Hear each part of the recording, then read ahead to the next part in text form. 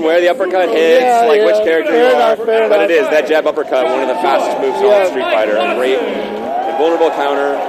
But now this is going to be the American OGs. This is pretty much the American triumvirate of Super Turbo. Yeah, this is the leader of Level Up, Valle, the runner of Super Arcade, Watson, and the man who eliminated Daigo yesterday, Choi. But guess who they have to go up against?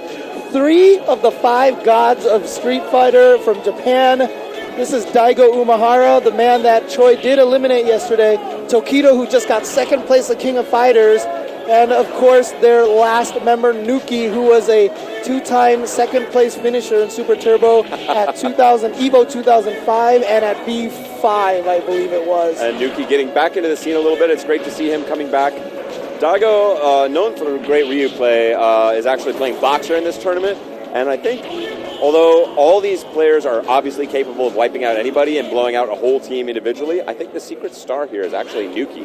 His Chun-Li play has been incredible. Super, super on point, super technical, incredible reads. No training mode here, so we have to kill off the characters, so that's what's happening there. The best part is when you fight the SD computer, they kill you so fast when you try to fight them, but then when you walk at them to try to get them to kill you, they take forever. Yeah, those sort of slow down, stop to make a sandwich. But yes. But because Nuki's never really stopped playing this game. He hasn't picked up Street Fighter 4 or anything like that. So all of those old muscle memories are still there for him. And it looks like Watson's going to go first with his Balrog. And this is not a bad draw against Tokido, who will be playing the Claw, otherwise known as Balrog, otherwise known as Vega. Well, the names are switched here. Yes. Obviously, there we go. Team Japan going to go, and we're on a Japanese board here for Super Turbo. And watching Tokido's Vega play is where he first got the nickname Dirty Tokido, I think. And Balrog has to make some guesses here. That jump back jab is beautiful stuff. Great counter. Now Tokido tries to go for the roll on the ground, but it's not happening. And that's the other counter, is that fierce or sometimes strong headbutt, put you far enough away to avoid. And this is most of Tokido's game, but it's so difficult to avoid this. Oh, and he's catching him wrong just at the last minute. He's switching sides, causing Balrog's headbutt to go the wrong way. Mike's smartly sitting back, saying, even though he doesn't have the lead, he doesn't want to overextend himself. Vega can counter. He did a jab rush there because Vega can counter cleanly. Right. If you see the fierce rush, that would reach him from there. And there's that clean counter. Opportunity. The reason why the low rush is so important is he can maintain his charge. Oh, here we go. Will he try and turtle it out? Tokido's going to go for it. Oh, and Tokido read that. He did an early stab specifically to beat the air-to-air, but couldn't get it. And Mike Watson playing some smart stuff. A real test of wills there between those two guys, staring each other down. And there you see Tokido doing a very early stab. Oh, big opportunity. Tokido failed to find the wall there. Wow, great read from Watson with the uppercut. And another crazy thing about that low rush, he has frame advantage after you block it, which is why he can do low lunges and stand fierce. And there Tokido got behind him. Balrog with the grab. I predict Watson will go for it again. No! Tokido throws him out of it. And this is going to be it. Will the roll? Yes. Oh, yeah. Reversals are only 1 frame. That's definitely a worth it risk for Tokido. Moves have hundreds of active frames, it feels like, in this game compared to modern fighting games. So doing that roll as a meaty to go up against a 1-frame reversal, totally worth trying. And there we saw the early... Oh, he had an opportunity. He went too early. So that is the guessing game they're playing. If Tokido goes early, he can beat the jump away jab. Oh, no. But if Watson waits... Oh, and an early stab from Tokido, and he's going to take it. And Nuki is loving it, Yeah, this is trouble now because if I'm not mistaken... Choi is probably going to use Sagat, and Vi is going to use Ryu. Yes. And Vega does really, really well against Ryu. Yes. And really, really well against Sagat. And this is such a dirty strategy from Team Japan. It's they know that Tokido is perfectly capable of rolling through this whole team without even forcing the other guys to play. Earlier, they'd been starting, Daigo up first with Balrog, and he actually been taking some licks. He lost a few times to some Honda players, Chris Lee, and it was. So I think a change in strategy. Let's just throw up a really nasty claw and see how far we can go with that before we have to bring out the other guns here.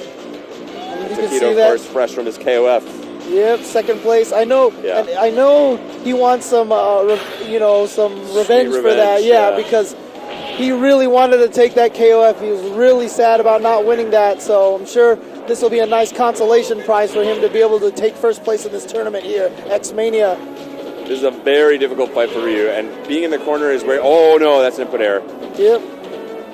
Oh, and that's a perfectly wrong time. He got away with it, no dizzy, but now very down in life. Oh, wow. He needs that space. That claw between that and stand forward is so hard for Ryu to get clean opportunities. Yeah, they stuff fireballs. Like the fireball won't even come out a lot of the times when you do that. Oh, that was an opportunity. Ooh. Can he create off this? Oh, he gets him again. Valle has brought it back. Oh, John Choi, the Korean Inferno. What the heck? Yeah, sorry guys, that is John Choi up there, not Alex Valle, so apologies about that. Oh, is it Valle? Yes, it is Valle. Valle. Oh, it is Valle. What the heck? They switched it around? Oh my god, I would have totally expected Choi to use Ryu. I'm sorry, my bad. Here's the opportunity, and Valle finds it again with the throw. Very, very smart play. Oh, great neutral jump, controlling that horizontal column. Oh, nice. Empty jump, yeah. And that is a huge upset. That is a very difficult match. Valle, of course, not practicing this game perhaps as much as some, and Valle definitely loving that. That is a great, great game to him.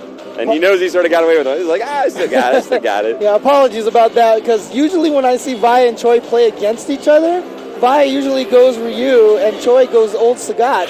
Isn't that usually the case? Or? It is, yeah. I believe Choi will still be playing Old Sagat. Okay. Yeah. Wow, opening with some jabs, and here comes Daigo Umehara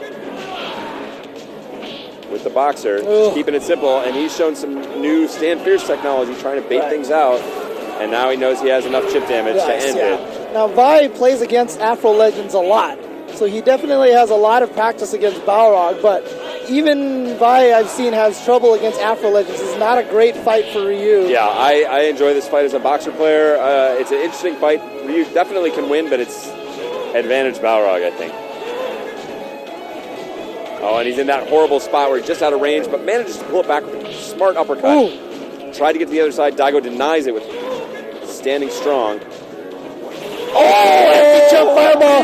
He has a chance now. He had to respect it there for fear of super from Daigo. Yeah, now at any range, Daigo can do that kick rush into super. Oh, he just goes for the roundhouse rush. Steals it back from Valle, and that was he was a victim of his own.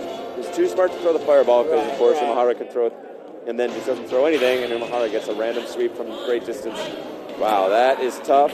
So Choi is probably going to go with Old Sagat. Choi plugging in. Speaking of outmoded technology, Choi definitely has a stick to match the age of this game. That stick is actually the actual joystick that Glenn Cravens used on the cover of his EVO Moment 37 book. He actually borrowed John's stick just to take that picture. The last remaining example in North America of a mouse stick. And it's got the much heavier springs, the sort of baseball bat ball top, and different buttons as well.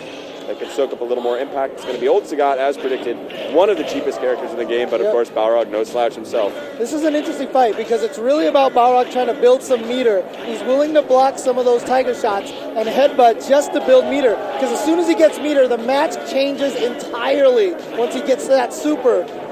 John Choi with some very smart preemptive strongs there to try and counter those rushes before they get into position to have the hit frames active. He's got to be careful. You can do jab, headbutt, hold back, and land with a super as soon as you land. Choi, though, faking and staggering his tiger shot timing, making it very hard. Oh, great read from Daigo, and now can Choi pull it back? No, Daigo just goes straight in for the grab. Will he get him again? No, he may have gone for it. Choi is out of range. Oh, Choi misses the uppercut. Oh, and then a point-blank tiger shot. Great, and now the stuff. Korean Inferno takes a round. High wire act there. Oh, wow. He went for the opening fireball, countered by the opening low rush. Clutch uppercut. Wants to get a little space out of that corner. Oh, no blocks against a lot of Daigo's jumps so far for John Choi. And John, very smart. Wow, great charge time and great reversal from Daigo. Oh, that should be a dizzy. Choi, can he clear it out? Yes. John Choi takes it from Daigo again. And it's now going to be a very tough draw for Team Japan. Nuki not happy about this.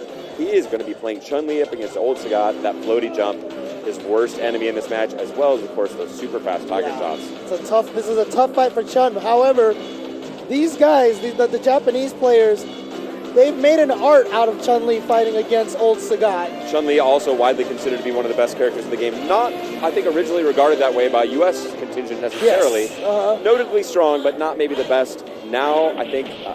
oh, wow. Ooh. He went for the opening jump in. That is so risky, but it gets paid off. And that's going to be in Choi's head. Will we see the overhead? No, he's out of range now, and he's just going to battle it back. Choi, of course, not building any super here. Just has to win the hard way. Oh, baits it out! Oh, and baits baits an uppercut. Oh! Very smart. The last thing that Choi was expecting was a spinning bird kick.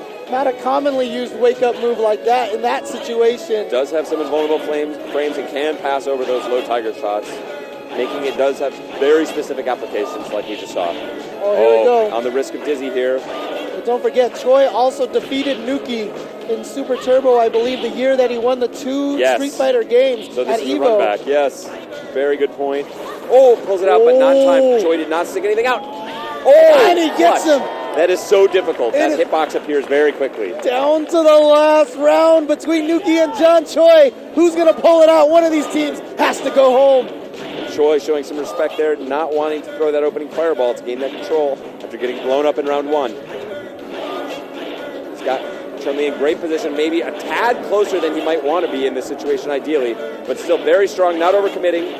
Nuki not even able to charge. He could do an aerial spinning bird kick and charge meter. Choi denying it in that spot. Oh, he found the opening. What a prediction on that. Tiger again. Got it again. And he got it with the low fierce. John Choi. This is the year of the return of John Choi. And he is getting